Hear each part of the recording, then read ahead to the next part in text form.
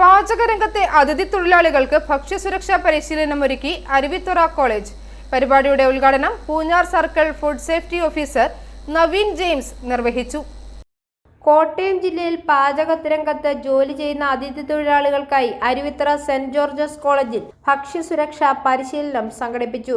പരിപാടിയുടെ ഉദ്ഘാടനം Poonjar circle food safety officer Naveen James നിർവഹിച്ചു.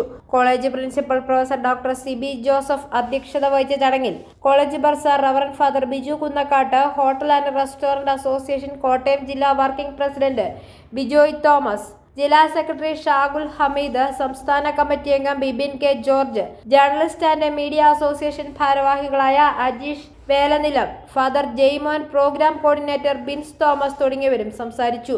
ഹിന്ദി ഭാഷയിൽ സംഘടിപ്പിച്ച പരിശീലന പരിപാടിക്ക് കോളേജിലെ ഫുഡ് സയൻസ് വിദ്യാർത്ഥികളായ പ്രൈസീസ, മൈഥിലിയസ് എന്നിവർ നേതൃത്വം നൽകി. പരിപാടിയോടനുബന്ധിച്ച് കോളേജിലെ ഫുഡ് സയൻസ് വിദ്യാർത്ഥി അഗസ്റ്റിൻ വിവർത്തനം ചെയ്ത food safety standard and scheduled ഫോറത്തിന്റെ പ്രകാശന കർമ്മവും നടന്നു. പരിശീലന പരിപാടി പൂർത്തിയാക്കിയ അതിഥി തൊഴിലാളികൾക്ക് സർട്ടിഫിക്കറ്റുകൾ നൽകി.